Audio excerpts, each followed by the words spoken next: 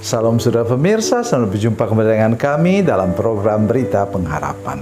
Saudara pemirsa, apa yang kita ucapkan itu nanti yang akan terjadi dalam hidup kita.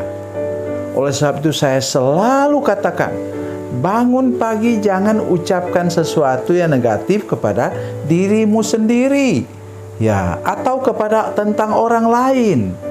Ucapkanlah sesuatu yang baik, sesuatu yang membangun iman, yang membuat kita teguh berpegang kepada firman Tuhan. Mari kita berdoa sebelum kita lebih jauh mendengarkan firman Tuhan ini. Bapa, dalam nama Yesus, terima kasih banyak Tuhan. Kami percaya kepada janji firman Tuhan bagi kami, dan Tuhan menolong sehingga kami selalu bangun pagi mengucapkan kata-kata yang baik dan benar, dan mau tidur malam juga kami mengingat segala kebaikan Tuhan dalam hidup kami. Terima kasih Bapa di surga. Terpujilah nama-Mu Tuhan. Dalam nama Yesus kami berdoa. Haleluya. Amin. Saudara pemirsa, mari kita membaca firman Tuhan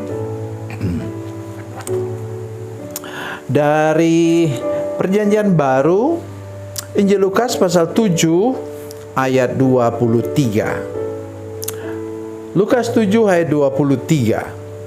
Demikian bunyi firman Tuhan. Berbahagialah orang yang tidak menjadi kecewa dan menolak aku. Amin. Saudara pemirsa, siapa ini?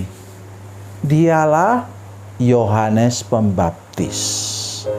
Dialah yang dulu berteriak-teriak mengatakan bahwa lihatlah anak domba Allah yang memikul dosa dunia.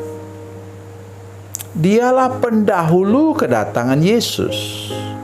Tetapi penderitaan berkepanjangan di penjara membuat dia kemudian ragu.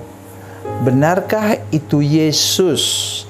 Kenapa dia tidak mau melepaskan saya? Pesan Tuhan hari ini kepada kita sekalian, kepada semua pemirsa juga kepada saya.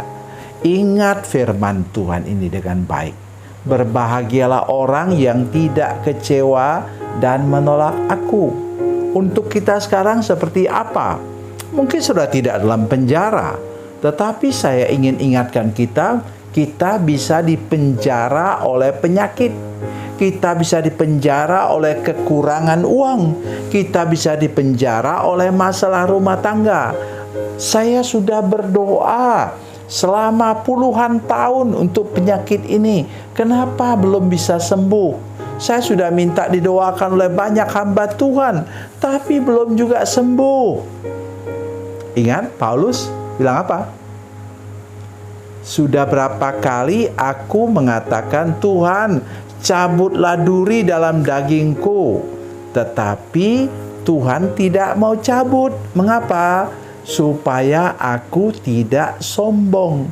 Nah, saudara harus ingat bahwa setiap masalah yang kita alami, Tuhan punya rencana. Dia punya maksud supaya kita lebih tekun lagi mengikuti Dia. Saya ada berapa banyak hal yang saya sudah doakan. Satu yang saya sering beritahu kepada saudara-saudara sekalian hampir tiap tahun. Sekarang saya beritahu lagi. Saya pernah mendoakan sesuatu yang saya sangat perlukan seumur hidup pada tahun 1979. Sudah masih dengar saya? 1979. Sekarang sudah tahun 2026. Berapa puluh tahun sudah? Waktu 40 tahun, saya pikir, oh Tuhan terima kasih, Tuhan mau genapi sekarang. Mana? Tuhan belum genapi. Sekarang sudah 40 berapa tahun? Belum juga digenapi. Apakah saya kecewa? Oh tidak. Malah saya makin kuat iman saya bahwa Tuhan akan lipat gandakan apa yang saya minta itu, supaya saya bisa melayani Tuhan lebih baik ke masa depan. Memang saya tahu ada masalah besar kalau saya sudah terima berkat Tuhan itu atau apa yang saya minta kepada Tuhan. kalau saya tidak siap. Jadi itulah sebabnya mengapa Tuhan belum mau berikan. Jadi di sini Yohanes Pembaptis sampai mengutus orang. Katanya begini, ayat di atas. Pada saat itu Yesus menyembuhkan banyak orang dari segala penyakit dan penderitaan dan dari roh-roh jahat, dan ia mengaruniakan penglihatan kepada banyak orang buta. Lalu Yesus menjawab mereka, "Pergilah dan beritakanlah kepada Yohanes apa yang kamu lihat dan kamu dengar. Orang buta melihat, orang lumpuh berjalan, penderita penyakit kulit yang menajiskan ditahirkan, orang tuli mendengar, orang mati dibangkitkan, dan kepada orang miskin diberitakan kabar baik." Tuhan Yesus memberikan bukti kepada utusan-utusan dari Yohanes Pembaptis tadi. Tetapi Tuhan Yesus mengatakan juga, berbahagialah orang yang tidak kecewa dan menolak aku. Oleh sebab itu pesan untuk kita sekarang, saudara sekalian, mari kita jaga baik pikiran dan hati kita, seperti apapun penderitaan dan pergumulan kita. Maka jangan sampai kita kecewa. Tuhan kok lama sekali ya? Jangan.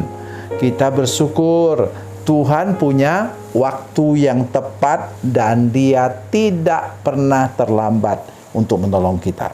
Dia tahu waktu yang terbaik, dan mari kita belajar percaya kepadanya. Tidak boleh bimbang sama sekali, karena nanti tepat pada waktunya, waktu Tuhan selalu yang terbaik.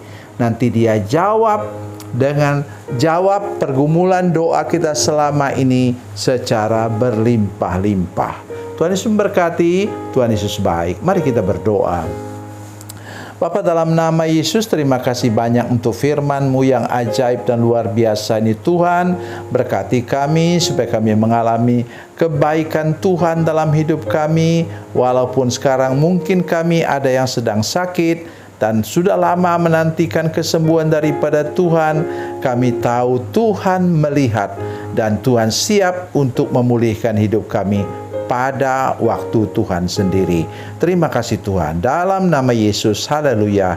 Amin.